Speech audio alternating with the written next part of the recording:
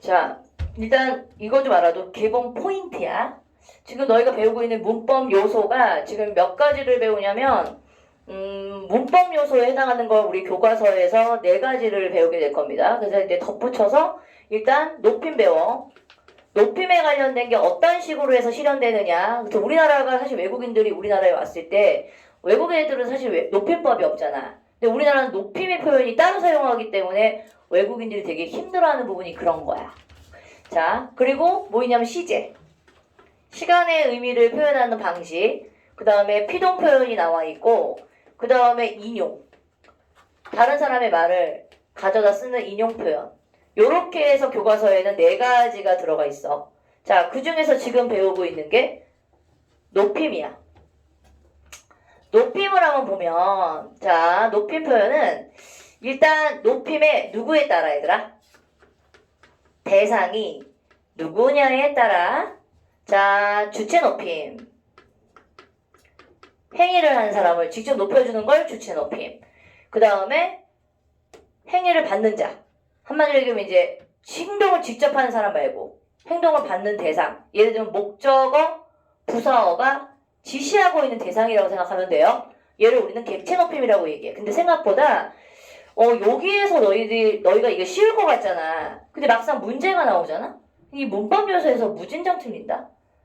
나는 이해 불가, 사실은. 왜 틀리는지 모르겠어. 초등학교 때도 이미 배웠을 텐데. 자, 근데 얘네들 다 어디에서 실현되고 있는 아이들이냐면 얘는 문장 안에서 실현되고 있는 높임이야, 얘들아. 문장. 그런데 이제 요거 있죠. 상대 높임이라는 요 높임은 어디에서 실현되고 있는 거냐면 말하는 청자와 듣는 화자. 아니, 미안, 쏘리. 청자가 듣는 사람이지? 듣는 이와 말하는 이 화자. 요 사이에서의 관계.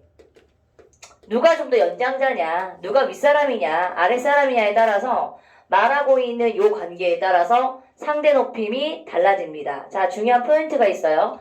얘들아, 높임이라는 표현 안에는 상대에 따라서 낮춤으로 사용 표현될 수 있지. 낮춤은 높임 표현에 포함돼야 안 돼? 포함되는 개념이야. 높임 표현이라고 했을 때는 누구냐면 상대가 누구냐에 따라서 낮춤의 표현을 쓰기도 하고 높임의 표현을 사용되고 있기 때문에 낮춤 자체도 높임 표현에 포함이 되고 있는 개념이야. 무슨 말인지 알겠지? 자, 그럼 어떻게 실현되는지 한번 볼게, 얘들아. 여기 문장에 너희들 교재를 한번 일단 펴볼게요. 문장 안에서 지금 어떻게 나와 있냐면 문장 나오기 전에 자, 10번 보시고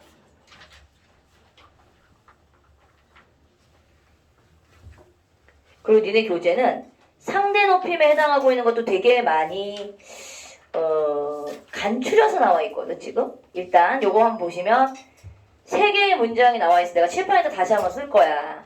자, 일단 봅시다. 첫 번째 문장은 아버지께서 진지를 잡수신다. 두 번째는 아버지께서 회사에 가신다. 자, 세 번째는 아버지는 귀가 밝으시다. 요런 문장 3가지를 좀 적어봤어, 얘들아. 자, 그럼 얘는 일단 높임의 표현이 실현되고 있는 건 뭐 때문인지 한번 밑줄을 한번 그어볼게. 첫 번째 문장에서는 얘가 높임의 표현입니다를 실현하기 위해서 어디가 높여지고 있는 거지? 깨서, 그치? 조사를 높임에 해당하고 있는 이가 대신에 주격 조사에 해당하고 있는 깨서를 사용해서 높여주고 있어. 그 다음에 뭘 사용하고 있지? 진지, 밥이라는 단어의 높임 표현에 해당하는 특수어휘. 자, 잡수시다라는 단어는 사전을 찾아보면 얘들아 잡수다라는 단어도 있고 잡수시다라는 단어도 둘 다 등재가 되어 있다. 그래서 가끔 가다가는 친구들이 잡수다에 또 주체 높임 시가 들어가서 높임이 실현됐다라고 생각하는 경우도 있어. 아마 이제 결합이 되는 과정에서 그랬을 수도 있어. 하지만 그냥 너희들은 얘를 뭘로 생각하면 되죠? 특수어휘로 생각하시면 돼요. 잡수시다는 단어가 먹다라는 단어의 높임 표현을 가지고 있는 특수어휘. 자, 그럼 첫 번째 문장 같은 경우에 뭐와 뭐를 통해서 조사와 특수어휘를 통해서 주체 높임이 실현되고 있습니다. 라는 거야. 맞죠? 두 번째 문장을 볼까요? 이거 주관식으로도 되게 많이 나와. 문장 준 다음에 야, 얘가 실현되고 있는 높임법을 쓰래. 근데 얘가 어떤 요소 때문에 주체 높임이 실현되니? 라는 걸 쓰라는 거야. 두 번째는 얘도 역시 아버지께서 얘들아. 자, 조사지요. 근데 무슨 조사입니까? 주격조사입니다. 주격조사에 해당하는 깨서를 사용했다는 얘기지. 회사 없어요. 내가 거기 문장 따로 쓴 겁니다. 그러니까 책에다 필기하시면 돼요. 그 다음에 회사에 자 가신다라는 게 기본 형태가 가다지. 거기에다가 뭐가 들어가 있어 얘들아? 가시다. 시라는 얘 뭐지? 주체 높임 선어말 어미. 선어말 어미가 사용돼서 여기서는 조사와 주체 높임 선어말 어미를 통해서 주체 높임이 실현되고 있어. 맞지? 자, 그럼 우리 마지막으로 한번 볼까 얘들아? 근데 아버지는 이라고 해서 여기서는 이 드는 보조사가 쓰였기 때문에 주어 자체를 높여주고 있지 않는데 이 문장이 밝으시다라는 이 의시 있지. 주체 높임 선어말 어미가 쓰인 거 맞거든. 근데 여기서는 누굴 지금 높여주고 있는 대상이 뭐지 얘들아? 아버지 자체예요? 아니면 아버지의 신체예요? 아버지의 신체지. 귀를 높여주고 있는 거야. 이런 경우에는 주체 높임 같은 경우에는 그래서 행위를 하고 있는 직접적인 행위를 하고 있는 아버지를 직접 높여주고 있는 걸 우리는 무슨 높임이라고 얘기하지? 직접 높임이라고 얘기하고 얘처럼 아버지의 어떤 신체 일부 내지는 소유물 그 다음에 아버지의 가족 뭐 이런 것들에 해당하고 있는 걸 높여주고 있는 이런 경우 있지. 이런 경우에는 간접 높임입니다 라고 얘기해요. 밝으시다.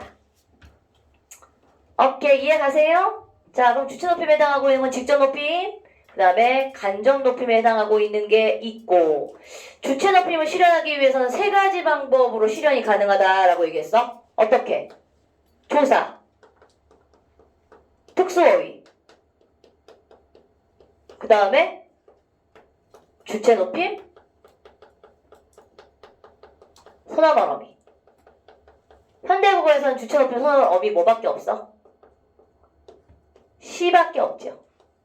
의시는 뭐예요? 의는 앞에 있는 어간의 형태에 따라 붙기도 하고 붙지 않을 수도 있으니까 의시. 이런 식으로 가로로 처리해 주시면 됩니다. 이해가? 자, 근데 하나 질문. 자, 이 문장은 맞는 표현일까요? 틀린 문장일까요? 한번 확인해 보세요.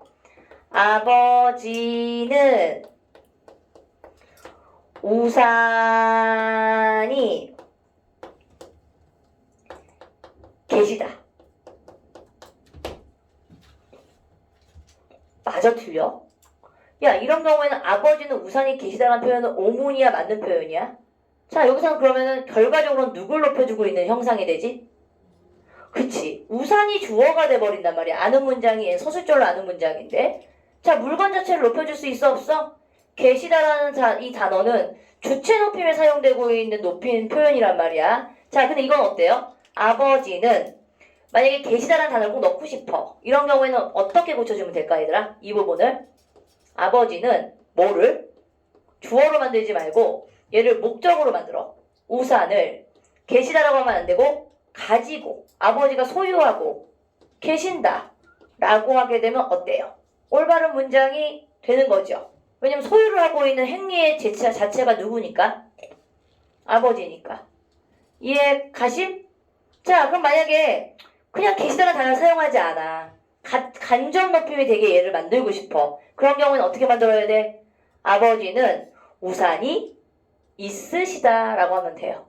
아까 얘기했던 밝으시다라는 요 의시 있지? 이걸 넣어서 간접 높임으로 실현했잖아. 그래서 우산을 가지고 계시다라고 하든가 아니면 우산이 있으시다.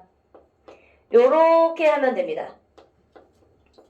이해 가십니까? 근데 높임의 실현이 약간 다르죠? 가지고 계신다라고 얘기하게 되면 얘는 무슨 높임? 직접 높임. 우산이 있으시다라고 얘기하면 간접 높임. 뭔 말인지 이해가? 그래서 너희들이 보통 교장 선생님의 말씀이 계시겠습니다라고 얘기하면 맞을까 틀릴까? 교장 선생님의 말씀이 계시겠습니다. 너희가 너무나 지나치게 교장 선생님을 의식하다 보면 교장 선생님이 계신다라고 표현한 게 아니라 교장 선생님의 말씀을 지나치게 높였지. 이런 표현들은 올바른 표현이 아니야. 그럼 어떻게 고쳐줘야 돼? 교장 선생님의 말씀이 있으시겠습니다. 이렇게 고쳐주란 얘기예요. 이해 가셨습니까? 오케이. 자, 그러면 이제 내가 이번에 할아버지께서 책을 읽으신다라는 이 부분 문장 있지. 그럼 여기서는 지금 실현되고 있는 높임 실현에 해당하고 있는 거 줄쳐봐. 할아버지께서 할 때 깨서 책을 읽으시다라고 했으니까 여기서는 의시. 시에 해당하고 있는 주체 높임 선어와 어미를 통해서 주체 높임이 실현되고 있지. 두 번째, 할아버지께서 떡을 잡수신다. 다 했어? 빠르네. 확실해? 선생님이 그 다음에 이거 예디용으로 표시하라고 얘기했지. 그 다음에 얘는 현대국어가 아니고 근대국어로 고쳐놔야 되고. 알겠어? 그 다음에 오케이. 이것도 자 이거 쓸 때 있지. 요렇게 형태소 표시를 해줘야 돼. 안 그러면 답이 틀리게 돼버려. 이게 바꿔서 썼어 이거. 빨리 삐꾸야. 유전명사일 때 이가 와야 되고 무전명사가 높임의 표시일 때는 시옷이 와야 돼. 바꿔줘야 돼요. 이해가시? 네. 오케이. 기본자 두 개를 합쳤다라고 하게 되면 안 되고 초출자는 기본자의 아래아를 한 번 결합했다라고 해줘야 돼.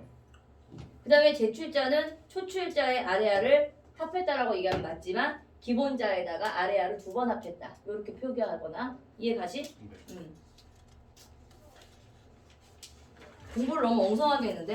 아니, 되게 어. 변명이라면 변명인데 좀 해야 될 게 많아가지고. 그 다음에 얘 어주자원군이 하병병서가 맞아. 근데 여기선 종성이라는 것 때문에 틀린 거야. 여기선 초상에 와야 된다는 것 때문에 초상에 왔다라는 건데 종성에 왔다고 했으니까 틀렸지. 네. 이해가지? 네. 그게 어주자원군이란 말이야. 됐어요? 네. 사회성이 아니고 얘 역사성. 네. 됐어? 네. 요렇게 해서 고치시고 다음에는 조금 더 좀 더 신경 써서 보고 누적시킬 거다 이거. 알겠지? 중세국어. 중세국어에 디귿 들어가. 근대국어의 칠조성법이니까 디귿이 빠지는 거야. 알겠지? 그 다음에 팔조성법에는 이거 아래야. 아래야 쓰시고. 알겠어? 네. 오케이. 다들 좋아? 빠이. 이거 네 시험지 원래 건 주는 거야. 내가 다음 주에 줄게. 네. 빠이. 네. 되게 빨리 하고 왔지? 자, 이제 보세요. 야, 이거 알았어, 몰랐어? 그 다음에 두 번째 문제 봐봐. 할아버지께서 떡을 잡수신다라고 얘기했지. 여기서는 지금 할아버지께서 잡수신다. 조사. 그 다음에 특수어휘. 자, 이제 27번 볼래요? 27번. 어머니는 우산이 없으십니다. 얘는 무슨 높임? 간접 높임. 그치? 어머니의 행위를 높이는 게 아니고 어머니가 행위자잖아. 주체자. 근데 여기서는 직접적으로 높인 게 아니라 어머니의 우산을 높이고 있으니까 간접 높임. 맞아? 간접 높임일 경우에는 계시다라는 단어 쓸 수 있다 없다? 없다. 어머니께서는 집에 안 계십니다. 여기서는 안 계시는 대상이 누구야? 주체인 엄마지. 어머니지. 그러니까 계시다라는 말을 쓸 수 있습니다. 직접 높임이에요. 알겠음? 자, 그럼 더 정리하자. 이거 들어가기 앞서 이제 너희들이 여기서 선생님이 이제 명칭을 지금 일단은 주체 높임이 실현되고 있는 방식은 세 가지 기억하라는 얘기야. 조사, 특수어휘, 주체 높임, 선어말 어미. 알겠지? 근데 선어말 어미가 뭔지 알아야 될 거 아니니? 요거 다시 한번 정리해볼게. 나랑 정교 때 수업을 했을 때는 내가 너희한테 어간 어미에 대한 설명을 해줬단 말이야. 용어를 나누었을 때 고정되어 있는 부분이 어간, 바뀌는 부분이 어미라고 얘기해줬어. 그치? 그래서 어미의 정리를 다시 한번 해야 돼. 자, 요거 한번 적으시고. 왜냐면 우리가 되게 중요한 게 오늘 배우고 있는 문법에서는 이 어미의 종류가 시제 표현으로 갈 때도 되게 중요하거든. 자, 이제 한번 정리 한번 해볼게. 자, 정리 한번 해보고요. 어미. 자, 어미가 뭔지 알아야 되겠지. 자, 용어를 용언에 활용해서 예를 들어 먹다라는 동사가 있어. 근데 얘는 고정되어 있는 형태가 아니라 먹다, 먹고, 먹어, 먹으니, 뭐니? 뒤에 있는 게 바뀌지. 어미라고 얘기하고 고정되어 있는 부분을 어간이라고 얘기해.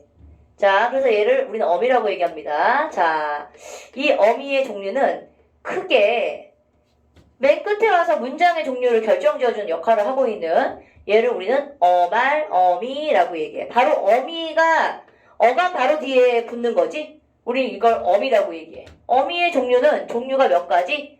3가지가 있어. 밥을 먹었다. 밥을 먹었니? 밥을 먹는구나. 밥을 먹어라. 밥을 먹자. 뒤에 종결되어 있는 종결어미에 따라서 문장의 종류가 달라지지. 우리 이걸 무슨 어미라고 얘기해? 문장을 매듭 지어주는 역할? 종결어미라고 얘기해요. 아시겠죠? 종결어미의 종류는 몇 가지? 평서형, 평서문, 의문문, 청유, 명령, 그 다음에 뭐 있지? 감탄. 이해가시? 이 5가지 종류. 얘에 따라서 종결어미가 다른 거에 따라서 문장의 종류가 달라지는 거야. 얘는 평서문이야. 얘는 의문문이야. 알겠지? 자, 그런 다음에 이제 문장과 문장을 연결해주는 역할 알지? 자, 얘는 밥을 먹었고 그 다음에 학원에 갔다. 문장과 문장을 자연스럽게 연결해주는 역할. 우린 이러한 어미를 뭐라고 얘기해? 연결, 어미라고 얘기해. 주로 이어진 문장에서 실현되죠. 밥을 먹었지만 배가 고프다. 알겠지? 이런 식으로 이어져 있는 것도 뭐예요? 연결, 어미. 자, 공부하면 성공해 라고 얘기했어. 연결, 어미. 됐어? 자, 우리가 지금 배우고 있는 것 중에서 좀 중요한 게 예지요. 전성어미라는 게 되게 중요해요. 특히 전성어미 중에서 오늘 배우는 거에서 제일 중요한 이 전성어미가 일단은 3가지 유형이 있지만, 자, 명사형 전성어미, 그 다음에 명사형이라는 게 뭐니? 명사가 아닌데 용언이 명사 형태로 바뀌어. 어미가 명사 형태로 바꿔서 명사의 기능을 하게끔 만들어주는 게 명사형이야. 그 다음에 관형사형 어미, 부사형인데 여기서 오늘 배우는 것 중에서 제일 중요한 건 나머지 거 빼고 요거 관형사형 어미 중요합니다. 명사형 어미에 관련된 건 중세국어하고 연결지었을 때 우리 얘기하기 때문에 명사형 어미의 형태도 기억하셔야 되겠죠. 오케이? 근데 오늘 배우고 있는 건 문법 요소에서 높임이 실현되는 방식, 그 다음에 시제가 실현되고 있는 방식, 여기에 들어가는 거기 때문에 중요한 게 요 관형사형 어미하고 해당하고 있는 요 어미를 조금 주의해야 돼. 됐어? 자, 그런데 이제 어말어미는 문장의 끝에 온다. 어간의 끝에 온다라고 얘기했어. 근데 어말어미 앞에서, 그러니까 어간과 어말어미 사이인 거지.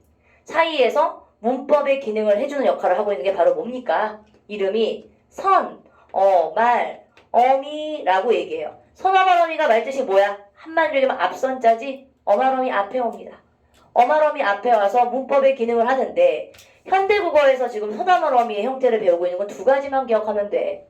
높임을 실현하고 있는 높임, 그 다음에 시제를 실현하고 있는 시제 선어말어미. 자, 높임에 해당하고 있는 선어말어미는 뭐밖에 없어 얘들아? 시. 요거 하나만 현대국어에선 사용해. 아까 얘기했던 삽, 짭, 짭 요런 것들은 현대국어에서 사용해? 안 해? 안 해. 그럼 얘는 이 시는 문법적 기능을 하는 얘의 역할의 이름은 뭐다? 얘는 주체를 높이기 위해 실현되고 있는 주체 높임 선어말 어미입니다. 알겠습니까? 자, 그 다음에 우리 시제를 나타내고 있는 거는 조금 이따 설명을 하겠지만 시제에 대한 설명도 할 거야. 자, 시제는 일단 과거의 시제, 현재의 시제, 미래의 시제를 나타내고 있는 시제들이 있어. 너희들이 알 거야. 과거 시제는 뭐하고 뭐가 있지 얘들아? 어시나 앞. 그 다음에 뭐뭐 하더라 할 때 더 요런 형태로 되어 있는 거. 그 다음에 썼다, 먹었었다, 뭐 이런 것들 있지. 요런 형태도 과거 시제 서너말 어미야. 자, 현재 시제의 서너말 어미는 뭐가 있지? 뭐뭐, 니은 또는 는. 먹는다, 잔다 할 때 니은의 형태로 되어 있는 거 있지? 얘네들은 뭐다? 현재 시제 서너말 어미다. 됐음? 그 다음에 미래 시제 서너말 어미는 뭐가 있어? 뭐뭐하, get. 요거 미래 시제 서너말 어미. 자, 잠깐만. 그러면 지금 너희가 주의해야 될 게 관형사형 어미랑 현재 시제 서너말 어미랑 형태적으로 조금 유사해 보일 수가 있어. 그런데 문법의 기능을 봤을 때 완전 다르니까 이걸 구별하는 거야. 자, 먹다라는 단어를 예를 들어 볼게. 자, 먹는다, 먹는 모습, 먹는 모습. 자, 똑같이 는이 쓰였어. 문법적 기능이 같은 아이예요. 같으면 선생님이 문제를 냈겠니? 자, 여기서 이제 요것만 완벽하게 이해하면 너희들이 요 문법에 대한 이름들이 정립이 됐다라고 보는데, 서윤이? 얘는 누구고 얘는 누구야? 이거 모르면 빨간 색깔하고 분홍 색깔 구별 못하는 거가 똑같아. 문맹, 문법맹. 오케이? 뭐야? 얘는 뭐예요? 먹는다. 야, 쫄지 말고 이 빠따야. 먹는다는 어떤 의미가 담겨 있어? 먹는다. 먹다에다가 먹는다가 되면 시제상 현재 시제를 나타내고 있는 서너말 어미지? 근데 시제상으로 따지면 먹는 모습 하게 되면 얘도 현재 시제의 의미가 내포돼 있다. 먹는 모습. 자, 한데 여기서는 얘가 지금 현재 시제 서너말 어미야? 그럼 너희는 이걸 구별해야 돼. 서너말 어미는 어간과 어말 어미 사이에 있어. 근데 얘는 어간 바로 뒤에 붙어 있잖아. 그러니까 얘의 종류는 어디에 속하는 거야? 어말 어미라고. 맞아, 안 맞아? 채은이? 그럼 얘는 뭐가 돼? 먹는 모습. 채연은 수식하네요. 그럼 이 느는 정체가 뭐죠? 어말어미에 들어가면서 관형사형 전성어미가 되는 거예요. 이해 가세요? 그러니까 형태가 똑같다고 해서 같은 종류가 아닌 거야. 그치? 그러니까 이런 걸 구별하라고. 그러니까 이게 얘들이 사실 어려운 게 아닌데 뭔가 모르게 이게 문법의 그 개념 용어로 들어가잖아. 그럼 괜히 어렵게 느껴지는 거지. 맞아, 안 맞아? 이 이름 뭐라고? 관형사형 어미. 관형사형 전성어미. 줄여서 관형사형 어미라고 얘기하는 거지. 그러면 종류로 따지면 얘는 서너말 어미야. 어간과 어미 사이에 들어가. 얘는 그냥 어말 어미야. 알겠어? 그 차이. 이거 되게 비교하는 문제 되게 많이 나와. 하지만 둘 다 시제상으로 봤을 때는 무슨 시제? 현재 시제야. 그럼 너희는 이게 정리해야 되지. 현재 시제를 실현할 수 있는 방법은 뭐가 있니? 네, 현재 시제 서너말 어미로 실현됩니다. 내지는 관형사형 어미를 통해서도 시제 표현이 가능합니다. 무슨 말인지 알겠죠? 그 다음에 부사 있지요. 부사. 품사로 따지면 어제, 오늘, 지금 이런 단어들도 뭐를 내포하고 있는 단어들이니? 시간의 의미를 내포하고 있는 단어들이야. 이해 가심? 이걸 기억해. 자, 객체 높임까지 설명한 다음에 잠깐 쉴 거야. 자, 내가 그래서 요거를 정리해놨으니까 요 표현들을 조금 기억하시고, 자, 요 문제 한번 보겠습니다. 얘들아, 이 문장 한번 볼까요? 선생님께 여쭈어보았다. 아버지께 할머니를 모시고 가셨다. 영수가 선생님께 선물을 드렸다. 요런 문장들이 있어. 자, 내가 표기는 해놨지만 일단 첫 번째 문장은 지금 문장에서 얘들아 주어가 있니 없니? 주어 자체는 생략이 되어 있지. 누가 물었는지 모르겠지만 여쭌 사람이 따로 있죠. 그럼 여기서는 지금 누구께 여쭤봤지? 선생님께 여쭤봤지. 그럼 문장 성분이 얘가 뭐가 되는 거야 얘들아? 부사어가 되는 거예요. 그 부사어가 지시하고 있는 게 선생님이야. 맞지? 선생님께 자 여쭤보았어 라고 얘기했으니까 객체 높임은 지금 현재 뭘로 실현됐지 얘들아? 조사와 특수어휘. 아 특수어휘. 그럼 문장에서 객체 높임이 되고 있는 건 뭘로 실현됩니까? 조사와 특수어휘로 실현됩니다. 자 그럼 문장 성분으로 따지면 객체가 될 수 있는 게 뭐죠? 여기선 부사어가 객체가 됐죠. 자, 두 번째 문장 볼까요? 아버지께서 할머니를 모시고 가셨다. 자, 근데 이 문장에서는 높임의 표현이 두 개가 들어가 있지. 아버지도 높였고 행위를 받는 할머니도 높였습니다. 자, 그럼 여기서는 문장 성분 한번 볼까요? 아버지께서가 뭐가 돼요? 주어가 돼요. 할머니는 목적어. 그 다음에 모시고는 특수어휘. 그치? 그 다음에 가시었다. 얘는 주체 높임이 실현되고 있지. 뭐를 통해서? 시라는 주체 높임 선어말 어미를 통해서. 자 그러면 너희가 이제 정리하자 얘들아. 그럼 문장에서 객체 높임이라는 건 뭐야 과연? 부사어나 목적어가 지시하는 대상을 객체라고 얘기해. 이게 문법적 정의야. 오케이? 어려워? 안 어려워. 그냥 내가 이거 문법의 정리를 조금 하기 위해서 이제 저 용어를 썼기 때문에 좀 어려운 거지. 결국은 행위를 받는 사람이지. 직접적으로 행위를 한 사람이 아니고 할머니를 모시고 오지? 그러니까 아버지가 지금 할머니를 모시고 간다. 뭘로 실현된다? 특수어휘와 조사, 부사격 조사로 실현된다. 주체 높임은 뭘로 실현돼? 그 대신 조사는 조사인데 주체 높임으로 시작되는 거지. 주격 조사를 통해서 실현되는 거야. 자, 우리 세 번째 문제 볼까요?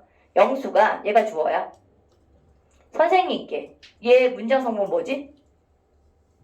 부사어지. 선물을 얘는 목적어지. 그럼 여기서의 문장은 누가 높임의 대상입니까? 선생님께지. 문장 성분은 부사어죠. 부사어를 높이고 있는 거죠. 그래서 드렸다. 무슨 단어를 썼지? 주다라고 쓰지 않고 주다의 높임 표현이 담겨있는 특수어휘로 실현됐어. 자 그럼 정리가 됩시다. 자 주체 높임은 뭘로 실현되죠? 주체 높임은 주로 뭘로 실현돼? 자 정리해. 조사, 특수어휘, 또 주체 높임, 주체 높임, 선어말 어미, 시. 그래서 선어말 어미는 양쪽에 다 비어있다. 양쪽에 어간 어미가 다 와야 된다라는 표시를 해주는 거야. 그 다음에 객체 높임의 실현은 뭐를 통해서 낸다? 조사. 그 다음에 특수어휘. 됐어? 어려워? 안 어려워. 근데 생각보다 안 어려운데 얘를 조금 디테일하게 문제가 나가잖아. 그리고 니네 학교 교과서는 설명이 굉장히 단순하게 설명이 돼 있어. 그러다 보니 처음에 공부할 땐 쉬워. 근데 조금 더 복잡한 문제로 들어가잖아. 그러면 헤매. 니네 교재가 그런 교재야. 뭔지 알겠어? 너무 쉬워. 이론이 너무 엉성하게 돼 있어. 그러다 보니까 다른 교과서의 내용들과 비교를 해보자면 좀 더 설명이 더 부가가 돼야 되는 게 너무 많이 빠져 있는 거지. 그래서 그거에 해당하는 건 따로 정리해서 줄 겁니다. 알겠죠? 오케이. 정리해볼까요? 자, 그럼 높임 표현 정리해볼게요. 여기는 가로넣는 그런 게 없어. 일단 말하는 사람이 되게 중요한 게 이거다. 높임 표현은 그럼 어떻게 나눠지는 거야? 뭐에 따라서?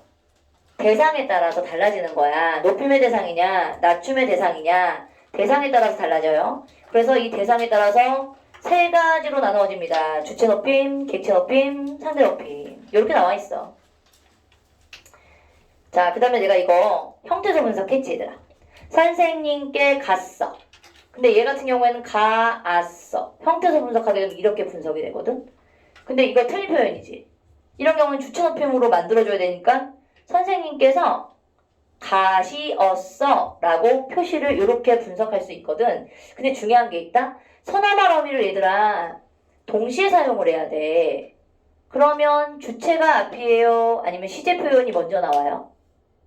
가어시다 대 간대 가능이 안 돼. 안 되지. 높임이 먼저 나오고 그 다음에 시제가 뒤에 나오는 거야. 이것도 순서가 정해져 있는 겁니다. 이것도 시험 문제 가끔 나와요. 설명이요. 야, 서나말 어미를 2가지 이상 사용할 때 높임의 서나말 어미가 앞에 나온다. 맞아 틀려? 당연히 맞지. 하지만 바꿀 수 있어요 순서를? 가어시다 돼요 안 돼요? 안 되지. 시제를 앞에 넣고 높임을 뒤로 뺄 수 없어. 순서가 있다는 얘기야. 됐어? 자, 주체 높임은 문장의 주체를 높이는 것을 가리켜. 자, 아까 얘기했지. 주체 높임 서나말 어미를 붙이거나 뭐를 통해서? 깨서라는 주체, 주격조사라고 얘기해요. 얘도 주격조사를 통해서 실현. 그 다음에 아까도 요 예문 들어서 얘기했지. 계시다란 단어는 특수어휘는 특수어휘인데 직접적인 높임을 사용할 때 사용하는 단어고, 그 다음에 크시다와 같은 경우에는 아버님의 행위, 주체를 높이는 게 아니라 아버님의 신체 일부를 높이는 표현이기 때문에 이런 경우에는 간접 높임이야 라고 아까 얘기했었지. 그래서 주체 높임은 2가지로 분류가 될 수 있다라고 얘기했어. 직접 높임이냐 간접 높임이냐. 그런데 이런 경우에는 아버지께서 우산을 가지고 있는 이 대사, 이 주체자가 누구야? 우산이 아니고 아버지잖아. 이런 경우에는 계시다라는 단어를 써도 괜찮습니다. 그런데 아버지께서는 우산이 있으시다 같은 경우에는 우산이 주어가 돼버려. 견문장이 돼서. 이런 경우에는 어떻게 해야 된다? 우산이 있으시다 라고 해서 간접 높임을 사용해야 되는 거야. 이해 가심? 한마디로 얘기하면 간접 높임은 특수어휘로 실현이 되는 거야? 안 되는 거야? 특수어휘로 실현되는 게 아니라 뭐를 통해서? 주체 높임 선언 어미로만 실현하는 거야. 됐지? 그렇게 생각하면 돼. 자, 잡수시다, 조모시다. 그 다음에 주체를 직접 높이는 거. 그 다음에 간접 높임은 높임의 대상인 주체의 신체 일부 소유물 가족. 그래서 간접적으로 높임의 대상을 높이는 거야 라고 얘기했어. 자, 이거 아까 얘기했으니까 이거 좀 기억해. 가의 높임은 우리 아버지를 직접 높인 것이기 때문에 직접 높임. 근데 나는 아버님의 신체 일부인 키를 높이고 있기 때문에 얘는 무슨 높임? 간접 높임이야. 부분 읽었어. 됐어? 자, 패스. 그 다음에 행동의 객체라고 얘기했었지? 그 문장 성분으로 따지면 부사어와 목적어를 높이는 겁니다. 자, 볼게요. 어떻게 해요? 나는 행위자죠. 주체자가 나죠. 근데 누구를? 아버지를. 목적어입니다. 데리고라고 하면 돼요. 아버지가 애입니까? 모시고라고 얘기해야 되죠. 모시고 공원에 갔다. 그럼 이 모시다라는 이 특수어휘 있는 누구를 높여주기 위해서 사용된 단어야? 목적어인 아버지. 요렇게 얘기해야 돼. 오케이? 어려워? 안 어렵지? 그 다음에 객체 높이면 문장의 객체를 높이는 것. 그 다음에 객체 높이면 어떻게 실현된다? 조사와 특수어휘. 그리고 문장에서는 부사어와 목적어가 지시하고 있는 대상을 높여주는 겁니다. 요렇게 생각해야 돼. 됐어. 한편 객체 높임을 실현할 때 높임 대상이 부사어인 경우는 아래 문장처럼 에게나 한테라는 부사격 조사를 사용하는 대신에 뭐를 사용해? 깨라는 부사격 조사를 사용해. 근데 만약에 선생님이 아까 잠깐 예문 들어줬지 얘들아.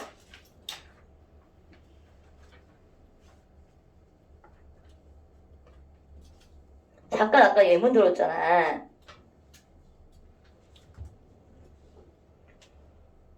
이랬을 때 이 여쭙고라는 단어를 중세국어에서는 어떻게 표현을 했을까? 묻잡고라는 객체 높임 서나말 어미를 통해서 실현됐을 거야 라고 얘기했어. 근데 얘를 가지고 현대국어로 만약에 객체 높임이 실현될 수 있는 말로 고치세요 라고 하면 어떻게 고쳐야 된다? 여쭙고라는 말로 해석을 해줘야 된다는 얘기야. 무슨 말인지 이해가? 모르시고라고 하면 돼, 안 돼? 모르시고는 주체 높임이란 말이야. 됐지? 자, 여기까지 잠깐 설명하고 10분간 휴식하시고 상대 높임 설명할게.